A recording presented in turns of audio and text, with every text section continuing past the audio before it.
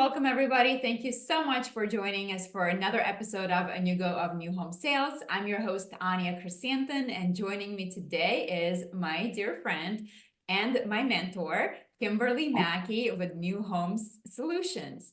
Welcome to the show, Kimberly. I am so excited to have you on. Every time I chat with you, I leave feeling with a smile on my face. So welcome. Oh, that's wonderful. Wow. That's such a warm introduction. Thank you so much. Thanks for having me.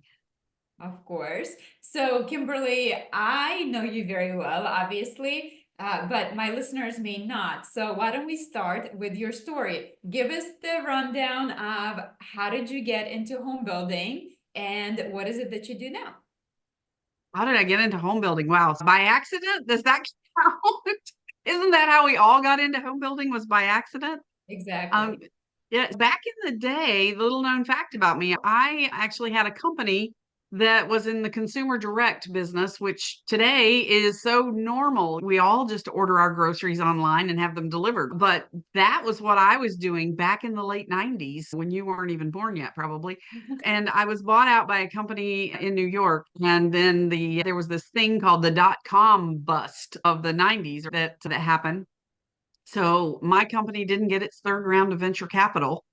And I found myself coming back from working in New York all the time to going, all right, now what's next? And a buddy of mine actually wanted me to get into business valuations with him. So I started taking my real estate license. And then he went, wait a minute, this is going to work. I can't do this. I can't walk away from my very valuable appraisal business. I happened to be sitting next to a lady who was in new home sales. And she said, you'd be great at new home sales. So the rest is history. Been doing it that long, and obviously new home sales, I got the new home sales bug and I never left. I tried to check out a couple of times, but I swear this industry is like Hotel California, and you can check out anytime you like, but you can never leave. So Oh man, that's so true. And it's like the famous phrase of, oh, you'd be great in new home sales. That's what got me too. it gets us right. And yeah, I was such a snob. I thought, oh, I'll just sit around in these pretty models and people will just come in and write checks for homes. And I haven't read a novel since then. It's I hit the ground running and haven't stopped since I started in it all those years ago. But yeah, it's a great business. And so I did that. And then in 2007, I started New Home Solutions, which of course, anybody who knows what was happening in 2007 knows that was a great time to start your own business. The best times. And yeah, but I did. And here I am still standing all these years later. And I've had the privilege of working with builders all over the country and to help them to right their ships, create their sales processes and procedures, train their sales teams, and see the success that comes as a result of just very honestly, just tweaking a few things and putting things in alignment. And this isn't rocket science. We just have to follow the systems and put them in place and move on. It's not, what's the saying? It's simple, but it's not easy. Or is It's it? simple, but it's not easy. You're exactly right. And no day, the one thing I think that we all take for granted in this business is every day's different. That's probably what gets us adrenaline junkies the most is every day is a new adventure, right? There's going to be something that you learn, some sort of challenge to overcome, some sort of obstacle. And I love that about this business. I love the surprises that come along with it. And to your benefit, since you've been in this industry, you've seen pretty much every situation there is. So you have a lot of knowledge. So I love when you're working with your clients that you really leave them feeling set up so that they can run their own business instead of the business running them.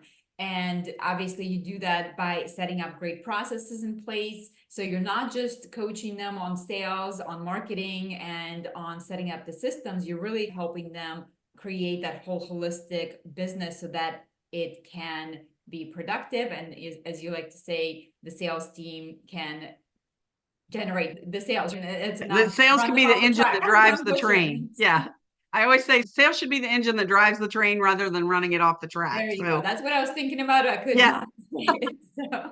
Yeah, so and that is what I aim to do. Ultimately, if I do my job really well, I work myself out of a job, and that's the goal. And sometimes we do that in a short amount of time, and sometimes it takes us a little bit longer. We go at the pace that works for that builder because again, we still have to walk and chew gum. We still have to sell homes. We still have to build homes while we're doing all of these things. Yeah. Try to make it as painless as possible, but still see that forward progress and that forward momentum.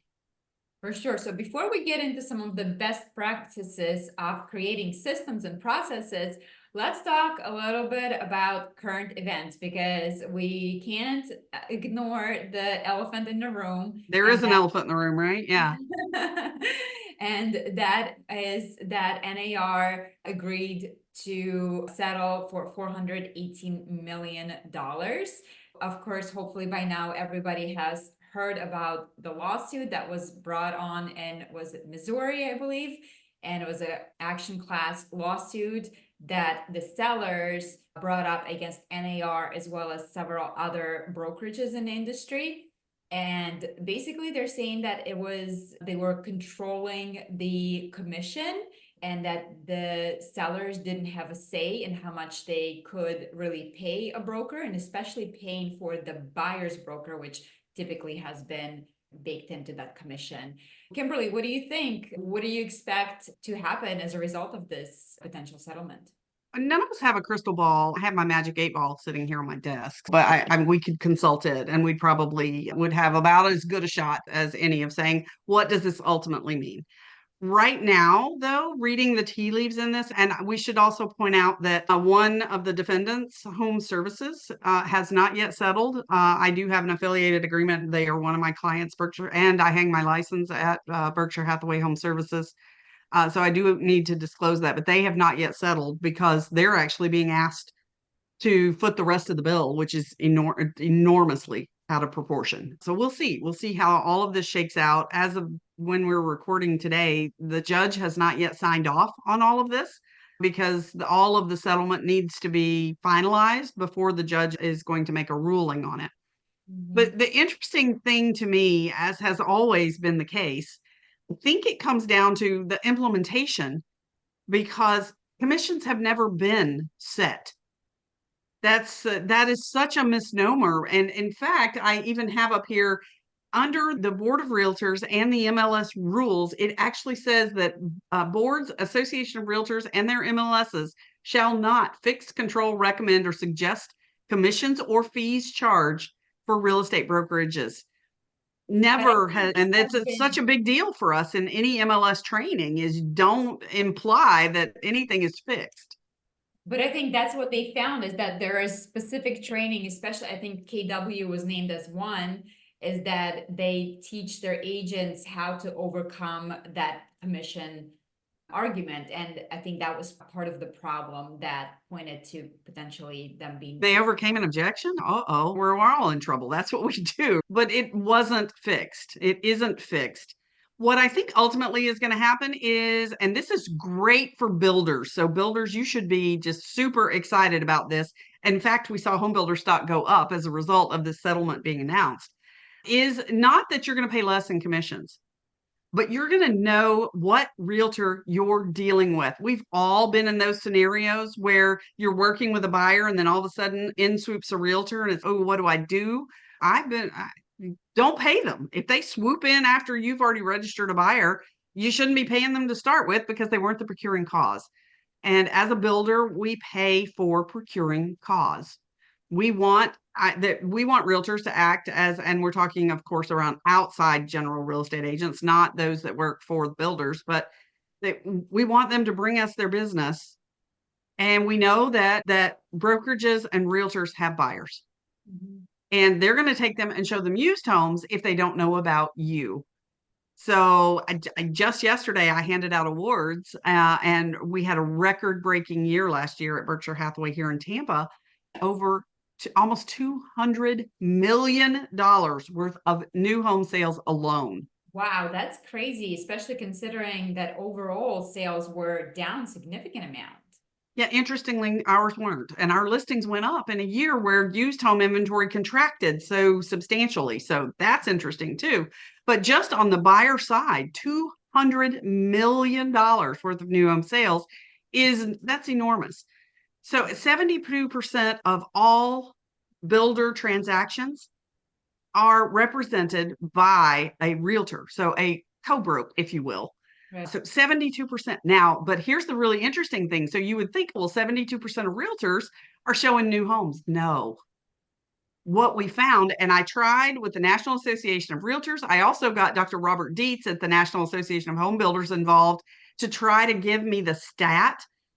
Both Rob Dietz and I assumed it was 20% of realtors who actually work with builders.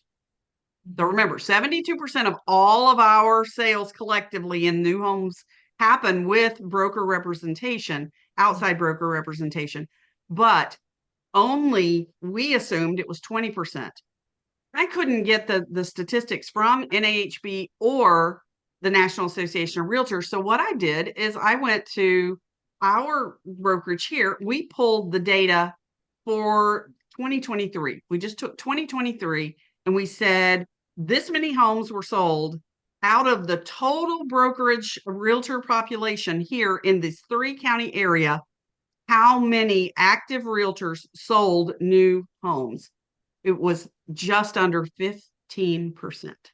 I'm surprised it's even that many. And the reason I say that is because most realtors are terrified of new construction. I think most of them have no idea about new construction. They have no idea how to sell new construction. They don't want to wait extra time for that paycheck to settle. So I think there's a lot of reasons why. And so it's not surprising. And I think a lot of the realtors don't contribute to the process in the new home buying process, or they contribute very little. And a lot of times they actually, stall the process or derail it, unfortunately. So that's why it's so important to have people like you who are actually knowledgeable about the new home buying process, and you are training realtors to be knowledgeable, to know what to expect in the process, how to lead the process, how to help in the process instead of being an obstacle in the process. So and it's not an easy thing. So since 2010, I've put almost 2,000 realtors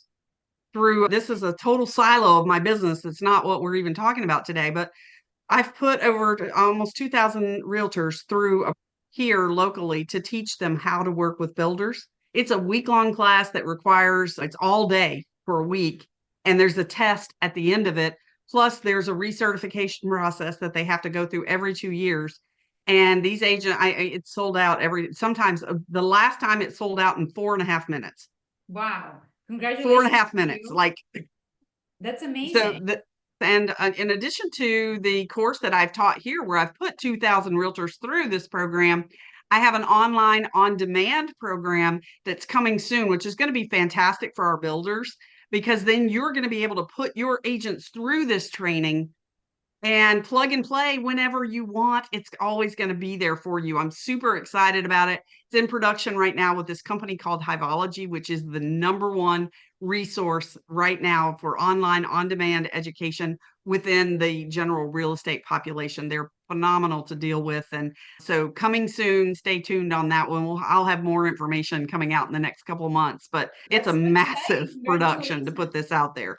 And you guys, when it's available, I'll be sure to add this to show notes. If you're listening to this recording later on, be sure to check out show notes for the link to the program. Absolutely. Yes. So thank you, because I think this is going to be a big tool. But for builders, what I was saying is you want to work with educated realtors who are not going to blow up the process. Right. You don't want the realtor who's going to go, oh, I understand they're picking out where the Christmas tree is going to go and where grandma's chandelier is going to hang. And this is going to be little Susie's room and little Timmy's room. But, oh, we have 3 more showings today. We can't possibly. No. We've got to do a better job of teaching our realtors how to work with us, and also demystifying the construction process for them. So once they understand, you give them jobs, give them specific jobs to do throughout this process. And it's crazy what an outside advocate and what a real asset they can become to our on-site friends who are, you're stuck. You need that realtor to do certain things. You're not going to take the buyer to the airport. You're not going to dog sit while they come to do their meetings. But the realtor, it's amazing what realtors do. So they do hold your hand.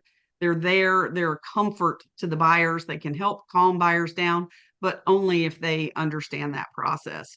And 100%. We want them when they do that. We don't want the ones who necessarily come in and get, right in our face and try to blow up the deal to make themselves look important. Absolutely. And then if you have a realtor who feels comfortable in the process, hey, there's not a ton of used homes inventory out there. Hopefully they'll bringing more and more of their clients to you because they've had a great experience with you, and they're going to continue referring clients to make it an easy process. And once they're the drinker of the Kool-Aid of new homes, they can be your go-to person. I'd love to say that the 200 million that we did this year is because I'm brilliant. But honestly, of course, that was part of it. But that goes without saying. I joke. But the market, there was no used home inventory, so of course, then anybody with buyers. But the point here is this is when we can shine, builders. This is your opportunity to capture that share. Previously, we've only been 20% at best of the market pool Well, of no, you know all what homes sold. I think during COVID or 21, 22, I want to say that number went up to as high as 30 some percent, but that's because there were It no, actually went up to as high as 40% yeah, during, yes, yeah. So, because used home inventory was so low. Yes. yes, So we had an opportunity to shift the dynamic. The lock in place because of the interest rate lock in is still a real phenomenon and will continue to soften over time. Now, I don't think anybody expects this tidal wave, but this is our chance to shine. But we got to have our processes in place. We've got to make this easy for buyers to buy from us. absolutely. So, Kimberly, we're going to obviously get into the processes. So, I am currently listening to a masterclass. Like when I cook, I always have I try to do some educational and not complete trash. The trash comes in handy too. Yeah. Housewives recap podcast in between. I try to sprinkle some educational stuff. And one of the things I'm listening to right now is the guy who wrote the Atomic Habits. Mm-hmm. And his whole thing is about we fall to the level of our processes and our systems. We don't rise to the level of our skill. Because when shit hits the fan, pardon my French, we fall to our systems, our processes. If you don't have those systems and processes in place, guess what? It's very easily derailed, right? You can derail Very easily. also if you don't have the sales and this process in place. It's going to be very difficult for you to delegate anything. If people leave, it could become disastrous because you can't easily plug and play somebody else into this process. Processes are obviously really important, right? But how do we effectively create processes, since this is exactly what you do with builders, Kimberly? And sometimes we start at the weirdest places. So I'm working with a builder now that we literally started. This is a good sized builder. They built, oh my gosh, you should see these homes. They're incredible. They do a great job building. Fantastic team of people. But literally a couple of years ago, it was everybody called the owner of the company to ask what they needed to do for the day. Like he would give everybody their marching orders every morning of and everybody did everything. And I'm telling you, when everybody does everything, no one owns anything. So people, we need to start with the seats. So we start with the vision of the company. What is the vision of the company? And then what are the seats that need to be filled? Remove the people from the seats. Define the seats first. Define the roles. What are the jobs that need to be done within the company? Is it warranty? Is it sales? Is it customer service? Is it design center? Is whatever operations, estimations and purchasing, all of the superintendent roles, all of the jobs that need to be done. Define those jobs. And then put the people in the seat. And so for some of our smaller builders, they actually may have the same people in multiple seats because not every job is a full-time job. Right. And that's okay, but let's define the job first, because as we grow and as those roles become more important, we will have already defined them. We will have already defined the processes and procedures for that role so that then it becomes that full-time position. And maybe we either take that person who's doing two and we put them over here, and now we have to backfill this other position. Or we may find that this other position is still a part-time role and maybe someone else can absorb that. But if you don't remove the people, and that's where I think our builders get, especially our smaller builders, they got a little sideways because of the way they organically grew and brought people onto the company. And it Right. did become a little bit of, let's just all do whatever it takes to get the job done. And then once you reach a certain size, like you can't grow if you continue to do that. Yeah, it almost takes a really strong leader who can say, okay, this worked when we were a small time operation, but now as we're scaling, we need to set those roles expectations and give each role its own, I don't want to say automation, what's the word? Autonomy, right? So Right. that they're able to function without you telling them every second what they need to do. Kimberly, what role does technology play in the process? Because obviously, if we have these identified processes, we have the right people, hopefully doing the right jobs, then how can we automate some of those processes or make our lives easier? So what role technology plays in this overall process? And if we start by understanding our processes, then layer the technology. So usually I don't get the luxury of coming in to where we don't already have some technology in place. Right. Good and bad, because sometimes we have siloed technology that doesn't talk to each other, or we've bought a one-off system over here or or we're just not maximizing the technology that we have. But as you and I spoke about at the International Builder Show, you bought the tech. Now, how do you get your team to use it? And with Keith McKinney, it was you, I, and Keith. And we're going to get to do that one again. It's such a hot topic, right? I'm excited to do that at the Southeastern Building Conference coming up in July. I think our program is on July 25th, right? It's that Yeah. Thursday. It's at Yeah, so mark your 9:05 calendars. a.m. Yeah, 9:05 a.m. So yeah, you can Oh, still come and hear us and still hit the pool in the afternoon.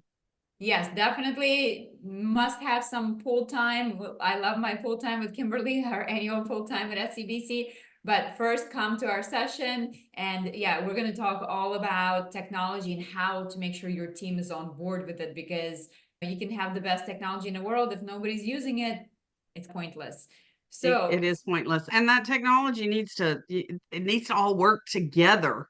As I'm helping people to go through their job descriptions, I find out how many people we have who do nothing but pull a report from this system and pull a report from this system, manually merge this stuff together, and then no one actually even reads the report. And I'm like, huh?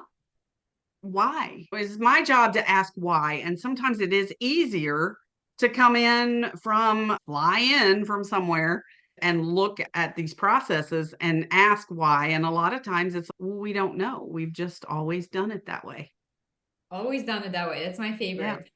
So, and then of course you gotta have a great CRM that can pool all your systems, or at least some of the systems together. So I know you're very passionate about the topic of CRMs, and actually Love I was CRMs. just having a couple of conversations with a couple of our builders who are thinking about switching CRMs, and it's always, okay, do I go with builder specific CRM that was built specifically for home builders, or do I go with general CRM? Maybe it's meant for real estate or just the general, any industry whatsoever. And do I build it specifically for me? So what are your thoughts on that? And let's talk a little bit about some of the must-have features that you think is absolutely necessary for home builders specifically when it comes to CRMs. I'm going to say that no matter what CRM you purchase, you're not going to just download this thing and have it immediately work for you. So there's setup, and that's true of any technology. So there's setup involved.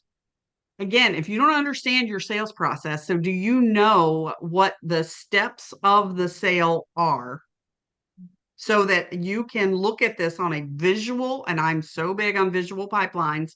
So industry CRMs, I'm singing the visual pipeline song again, because I even this morning was coaching a salesperson and he showed me the timeline for each one of his buyers, and I'm like, can we see this as a whole thing? And he's, no, this doesn't do that. I'm like, so how do you know what's coming down the pipe if you can't see all of your A and B prospects lined up to know where they are in the process? It's great to have tasks set up for your C prospects, those people who might fall through the cracks. but I'm going to say timeline is key, and I am nudging our industry. So if you do have an industry one, they don't have it yet, but keep nudging them and keep telling them that you understand the importance of visual pipelines, because it is the most motivational thing for salespeople to be able to click and drag. And Absolutely. if you've used a HubSpot or a Salesforce or any of these other big multi-platform CRMs that aren't industry specific, or another one that I really is a company called MXTR, but it's Shark Spring is the software, the actual CRM platform that they use, which is a business to business platform. But they have an overlay that's a Kimberly overlay. And we can set up multiple pipelines and set these pipelines up any way that we want in there. And it's so visual, like my graphs and my charts. With Lasso, we have Heidi. So shout out to Heidi. Heidi. Love my Heidi, because Heidi also has a Kimberly dashboard. And so when we're working together, I'm like, okay, Heidi, we need the Kimberly dashboard plugged in so that visually I can see how are we doing with all of these things? Who's got hot prospects? How long is it taking us to convert from the first appointment to the sale? How long is it taking us? Where are the holdups for this? What lead sources are working? And is the salesperson, how many open tasks do they have? And that can be gamed, sure, I understand, but this is something then when I'm diving in or managing that salesperson from afar, which often I am, then we can go through that and we can, why don't you have a task set up for this? Do you know what the next task is? We don't want these people to fall through the cracks. Okay, so they're a C prospect. I'm like, okay, good. So they're not going to buy for 6 months. We still need to keep them engaged with us. What are the activities we can do with them right now? Because we're going to need that sale in 6 months. We're going to need it in 9 months. We're going to need it in a year. And Yeah. that's what your CRMs do for you with that automation and the drips and the things that we can set up for that. And again, it goes back to your systems and accountability, right? Like again, when you get busy, which salespeople always get busy, and then you let all those people fall through the cracks because you didn't follow up, or you didn't have this reminder, or you didn't have that system in place to be like, okay, I need to get this task complete no matter what happens. And Yes. that's where that comes in. Okay, so But you you and said, I hear all the time, we hear our sales leaders coming to us and, oh, I can't get my team to do this. I'm going to just, sales leaders, I'm talking to you. It's not a them problem. It's a you problem. yep. It's a you problem. You have to hold people accountable and you hold them accountable by having scorecards and knowing how people are doing. Numbers don't lie. We measure our key performance indicators every week. And I like to measure some of the stuff I like to measure daily if we're really trying to impact something quickly. But know what you've got to know what those KPIs are. If you don't, then get with me, because I can help you to set those up and set up that scorecard and show you what that dashboard needs to look like, so that at a glance, I know you're doing all your administrivia and you've got this going and that going, and but at a glance you can know what your sales team is doing and you can help them because you'll see this stuff in advance. And that's the key. If you want to predict your sales, if you're not measuring what's happening now, you can't predict anything. Bingo. And I think that's the biggest comfort as a builder. Like I can imagine how stressful the job of a home builder is, but it's one of those things. It's okay if you have X amount of prospects coming in and you know your conversion ratio, then you can predict, okay, how many sales I'm going to have. And if you can look and see what your website traffic is, a leading indicator of how many people actually come into your model home, then you can also anticipate how many people are going to come into your model home next week, and so forth and so on. And it just makes our lives, obviously it can in the blink of an eye can change, but if you have a system, you can have more predictable results as such. I love how you say it's not going to be out of the box. It's not going to be ready to use. You may have to put your own Kimberly filter on it. So I think it's also important to understand that know your limitations, because if you go and you purchase some state-of-the-art CRM system that can do all this automations and that, you also have to either know how to set it up or have somebody in charge who knows how to set it up. Because it's, if you set it once and then you let it go, chances are it's gonna break, or it's going to, your system's gonna change, your outputs change, messages need to be updated. So it's not, So many embarrassing messages can go out. I have a builder who pulled a general real estate CRM in because their agents were already using it, and it's sending out messages that are completely not appropriate, and in fact could drive that buyer toward used homes rather than new. Like, right. and it was doing it automatically, and of course nobody realized it until one of the buyers calls up and goes, "I just got this weird text message from you. What the heck?" Now you got egg on your face because somebody didn't know what they were doing and they set something up. And that's where using one of the systems that is already designed by our industry for our industry, huge advantage. And but you're gonna need that personalized setup. You need, I always say it's 3 months to set up a CRM, even with my plug and play, because we have to take the drip campaigns that are assigned to the A prospects, the B prospects, the C's, and even, yes, the deads, Mhm. because there's value there too. So, and personalize those to make sense. And then, as you said, you got to go back and tweak those constantly, because a message of I love your example about you can't talk about rising interest rates when interest rates are actually falling or stabilizing. Make sure our messaging it makes sense to the buyer and makes sense to them where they are in the process. Yeah, yeah. But by the same token, one of the mistakes that I see builders make is that they get stuck in the planning phase. They go to all these things and they learn about all these things, and then they're like start plotting it in their head, and they have a perfect vision of like how it's all gonna be together, but they're not actually getting out of this planning stage and doing it. So how much is enough? Like when do we when we need to plan, but like how do we not get stuck there? One of the things I apply, like weight loss, right? So you have an accountability coach. And when you have that accountability coach, you set the pace at which you're going to move forward, and you agree on what those deliverables are going to be, both from you and your team. And that then we set the realistic deadlines for those. That's part of those key performance indicators. And it may be that we're just doing, because we're so busy, we've got so many sales, we've got this going on, we can only do this much this week. Okay. So what is a realistic deadline? And then we expect that when we get back together, that's going to be met. So it all comes down, numbers don't lie. If I can justify why I didn't lose weight this week because I had a busy week, or at the week after the builder show, I came home with COVID. So ironically, I did lose a lot of weight that week. But, Well, I although could say, oh, I wasn't feeling well, or I was stressed, so I was stress eating, or I didn't drink enough water. That you can justify anything. But if you're measuring it and we have those KPIs and we're looking at hard numbers, don't lie. They do not lie. And even if those hard numbers happen to be a yes or a no, as long as we're being honest with ourselves, yes, I did this. No, I didn't. yeah, I'm working with a coach right now on this online on demand that we were talking about earlier. And every week I'm like, okay, I'm going to get you this and this before we meet again next Friday.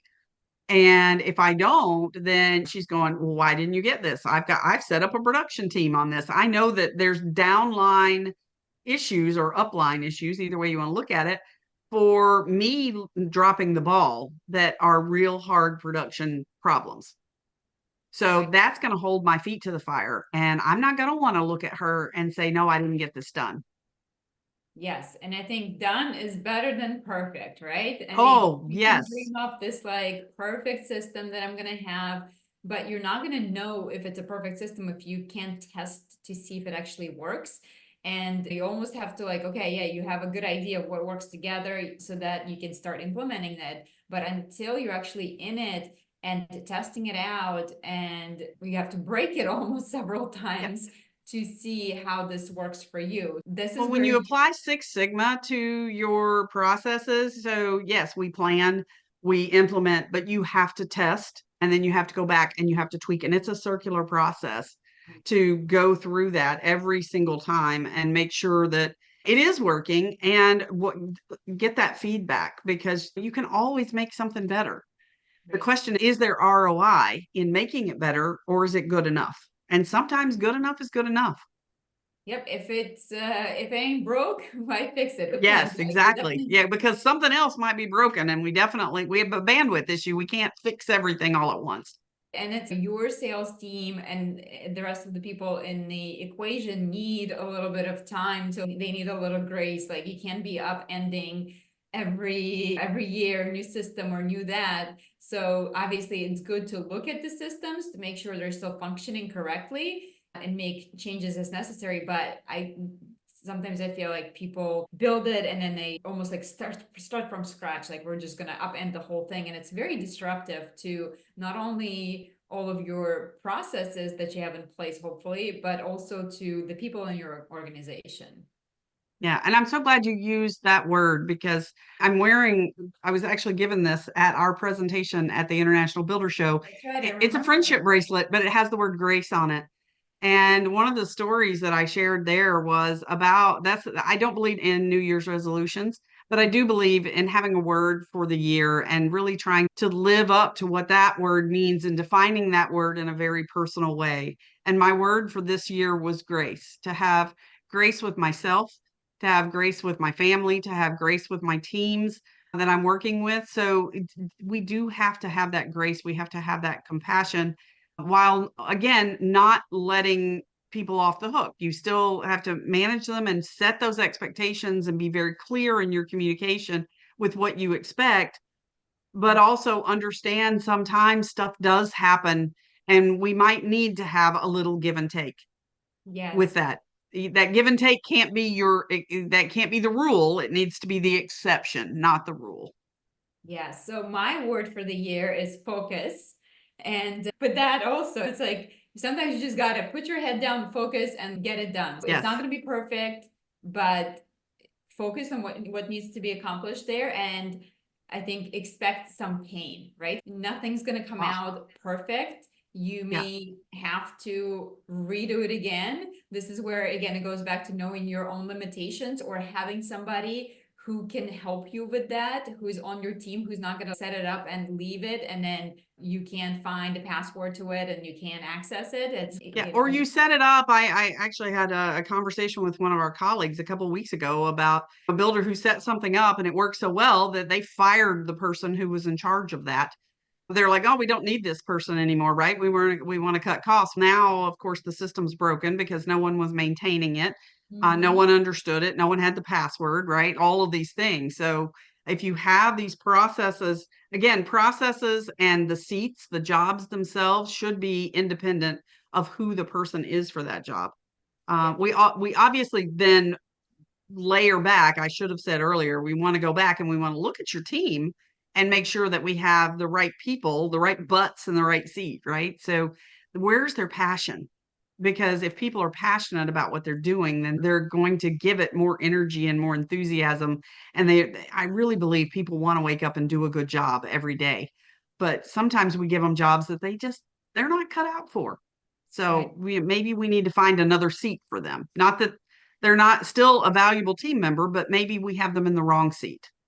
100%. I think all of us can relate to a job we've had in our lifetime where like it wasn't a right job, it wasn't a right fit, and you dread going to work and you hate your job, and it's, oh gosh, it's not a good experience for anybody. So, yeah, Right. that's such a big piece of that.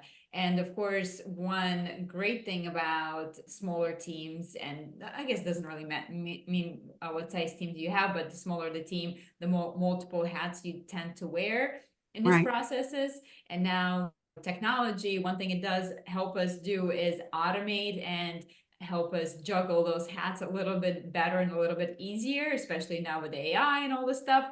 So I think that it's exciting to have this technology to help us do our jobs better, faster, stronger, all the things. But by the same token, make sure it's like you have to go slow to go fast, is the Yes. expression. So Absolutely. Yes. sometimes you need to realize like when is this time and okay, are we ready for that race? Like, because we have everything set up. So And expect, again, like you said, you expect some pain in the process that there is sometimes you're going so fast on something. But if you've got that momentum going, sometimes it's better just to go through it.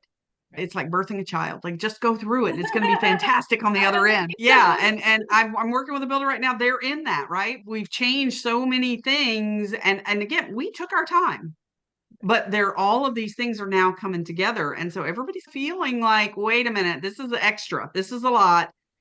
But they see, the beautiful thing is, because we've taken our time to get there, everybody sees where they're going. They know where that vision is, and they're willing to go through that pain together. And they're just such an incredible team. And it's really been exciting. We had to move some people around into different seats, and there's a lot of pride of ownership too. And they're coming through all of that, and they're really pulling together, and it's really cool. And actually, we've added to the team. We haven't lost anybody. We've added to the team. That's pretty cool too when you see that. So, Kimberly, as we start to wrap up our conversation today, was there anything that you feel like I didn't ask you or we didn't cover, whether it comes to processes or anything else we talked about that you feel is important for our listeners to Oh know? gosh, if we get it, we could go into a lot of specifics with processes. So We can be here that till might be 5 o'clock. longer than what we have time for here today. But Good. I would just like to say to anybody, if you're welcome to have a free consultation with me. And if I can help you, then I'd love to. If I can't, I'll try to find somebody who can. But I do a free consultation with everybody, and it's easy just to hop on my calendar. And I'm sure you can just add that in the show notes where people can schedule with me or just ask a question. And it's an easy fix. Sometimes an hour consultation is all a builder needs. They're like, oh, that was easy. I already have that. Great. I can do this. Fantastic. I'm here if you need me. But we're very blessed. We're all just so blessed to be in this industry. And I don't take that lightly. I think what we do is really cool. And I think we changed the lives of both our customers and the people who work in this industry. But together we can innovate. We can get there, but we all got to do this together. Yes, and I'm always so thankful for your part in this builder community and all the things that you do for our organization and for me personally. As you guys mentioned, I'm very lucky to have Kimberly as my personal mentor and my friend. So I'm very glad that I have you, and I've benefited in great ways in my life from having you in my life. So always thank you for that. You are And welcome. Kimberly, And I'm blessed to have you in my life too. So but we make a good team. yes, we do. So Kimberly, tell them where they can find you, what's the website, where they can write you letters and all that good stuff. Okay, it's pretty easy. So you can just Google Kimberly Mackey if you want. I'm not the one who murdered anybody. So if it's short of that, I'm usually the one that'll pop up on top. New Homes Solutions is the name of the company. The website is newhomesolutions.com. So two S's in the middle. So you can find me there. You can email me from there. You can jump on my calendar from there. You can find me on LinkedIn, Facebook, Instagram, wherever under New Homes Solutions or Kimberly Mackey, either way. And again, just reach out and I'm happy to help you. And of course, you also have your own show. So if you guys can't wait and you want to connect more with Kimberly and listen to her, plug away. Tell us about your shows. I have two. So I really messed myself up here. So I do head to head, which is where I go one on one with an industry expert. And basically, the concept is we take a deep dive into a subject and we allow you to be a fly on the wall and even participate via chat. So it's a live event. I do that every other month. And then I'm fortunate to also participate as the co-host of the Sales and Marketing Power Hour that I do with my dear friend Carol Morgan. She handles the marketing side, I handle the sales side, and we do that every other month on the alternating months where we also meet with industry experts. So it's not one-on-one at that point, and it does tend to be a little bit more leadership focused and company forward focused for that one, and more sales topics a lot of times, but also sales leadership on head to head. You can find information about both of those on my website. And the Sales and Marketing Power Hour has its own Facebook group, which is you can go in there and ask anything of anybody. And it's wonderful how many people are participating in that. And we'll just roll up their sleeves and answer a question for you. So you can just search Sales Marketing Power Hour on Facebook. And of course, shout out to the next one. I can't wait. You're having a Woman of the Year, NHB's I Woman of know. the Year, Monica Whitten and Beth Bird. Beth with Beacon Bird, yes, from Homes Beacon doing Homes out of it. Oklahoma. So super excited to have both of them on to talk a lot of this. Actually, it's a similar topic, but more in the what to expect whenever you bring in new technology and really the hands-on, because Beth is a builder and living this from the builder side. Monica, Woman of the Year. How cool is that? And she's with ECI and is their head of marketing. She's so busy. I got to work with her this past year. I was the chair of the National Associates Committee for the National Association of Home Builders, and Monica was one of my subcommittee chairs. And let me tell you, this woman's amazing. So what a blessing. I'm very excited. That's going to be on April 3rd at noon Eastern time. And you can go right on the website and register for that. Yes, and Monica and I are also going to be sharing the stage at the upcoming Tech Home Builder Summit in Nashville at the end of April. So if you guys are going to be there, be sure to check out our session. So I think this is a great place for us to wrap things up. Otherwise, we're going to be here till literally 7 o'clock tonight. So We could go all day. yes. So thank you so much for being on today's podcast. I really appreciate you sharing with us your part of your secret sauce. I think you're one of the few people who does this in our industry, and you really leave builders with a great setup because you make your job obsolete almost in a way. You know, you're trying to eliminate. That's the goal. Yep. So I love that. So if you guys need help with your processes, your systems, somebody to come in and take a look and see why are the homes not selling in this community, that community, or your overall process, Kimberly is the person for you. So be sure to check out her website and connect with her. So Kimberly, again, thank you for being here, and I'll talk to you very soon. See you at the spring leadership meeting in Washington, D.C. Absolutely. Thank you. Thanks again for having me. Talk to you soon. Bye.